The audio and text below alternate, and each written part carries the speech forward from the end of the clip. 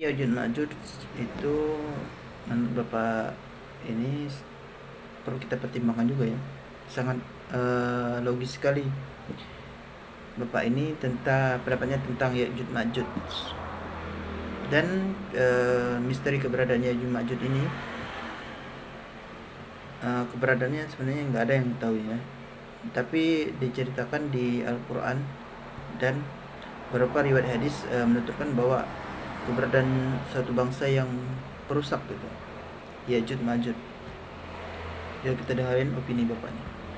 Nah, itu ada dua pendapat. Nah, tapi yang banyak diyakini oleh para ulama dan lain sebagainya itu pendapat bahwa Ya'juj Ma'juj itu manusia, termasuk keturunan dari salah satu anaknya Nabi Nuh, akhirnya melahirkan Ya'juj Ma'juj itu gitu loh. Tapi kalau menurut Bapak, dulu menurut gurunya Bapak juga, gurunya Bapak yang menularkan ke Bapak, itu Ya'juj Ma'juj itu bukan manusia kayak kita. Nah, kemungkinan besar dia adalah sisa dari peradaban sebelum Nabi Adam turun. Ya kan? Kenapa seperti itu? Ada 3 alasannya. Satu, kalau Ya'juj Ma'juj itu termasuk keturunan Nabi Nuh, pasti saat Iskandar Zulkarnain itu ketemu sama mereka, Ya'juj Ma'juj itu dinasihati untuk bertobat. Misalnya mereka melakukan kerusakan, dinasihati untuk bertobat. Nah benar nih. Jika Ya'juj Ma'juj itu benar manusia, pasti Raja Zulkarnain dulu itu pasti menasihatin mereka gitu. Gak mungkin langsung menghancurkan, gak mungkin langsung menutup pembatas mereka antara suatu bangsa dengan bangsa lainnya itu. Karena menurut cerita juga Ya'juj Ma'juj ini diminta oleh rakyatnya untuk dibuatkan pemisah gitu, karena Ya'juj Ma'juj ini adalah kaum perusak gitu.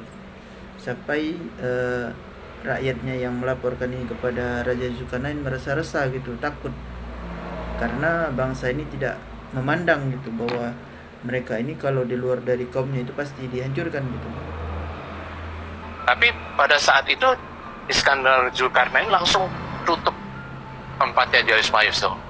Kiri, kanan, depan, belakang ditutup semua, atasnya ditutup juga sama besi cor itu. Oh bisa manusia kok nggak dikasih kesempatan untuk bertobat atau apa, nggak dikasih, ya kan? Sehingga kita berpikiran kalau yang alirannya Baha itu berpikiran bahwa Ya'juj Ma'juj itu bukan manusia biasa kayak kita. Terus yang kedua, pada saat ditutup itu nggak pernah loh dipikirin mereka makan apa. Iya ditutup, nggak pernah dipikirin. Dan disebutkan di dalam hadis-hadis itu Ya'juj Ma'juj berkembang biak di situ. Jadi udah ditutup gitu tuh mereka masih hidup, berarti mereka bisa memanfaatkan, nggak tahu makanannya dari mana gitu. Jadi mereka nggak disediakan makan, nggak kena sinar matahari, mereka nggak ada masalah, masih tetap hidup gitu.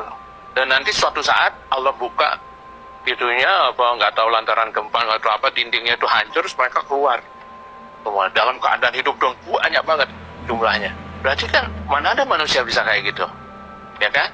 Nah, terus yang ketiga digambarkan di dalam sebuah hadis itu, pada saat mereka turun dari bukit di tempat mereka terkurung itu mereka larinya tuh secepat singa gitu loh, cepat banget, dan kekuatannya tuh berapa kali manusia yang terkuat gitu. Jadi mereka semua fisiknya tuh jauh lebih kuat gitu. Benar nih. Dalam hadis tersebut juga diceritakan bahwa Ya'juj Ma'juj itu turun dari sebuah gunung dalam bentuk segerombolan gitu, dan sangat cepat gitu turun dari gunung-gunung tersebut. Sehingga di suatu riwayat lain juga diceritakan bahwa ada suatu danau, Laut Tiberias itu, kalau nggak salah namanya Laut Tiberias itu, kalau di nanti kaum Ya'juj Ma'juj itu singgah tuh di danau itu dan minum di danau itu, dan semua yang ada di danau itu airnya habis gitu, sehingga yang ada yang dari kaumnya itu yang tidak kebagian gitu dari airnya itu. Dan kecepatan larinya tuh secepat singa. Mana ada manusia yang kayak gitu? Maksudnya yang bisa sama cepatnya citah itu, misalnya singa tuh larinya, kalau misalnya sama dengan singa aja larinya 80 km per jam. Itu gimana caranya manusia lari 80 km per jam?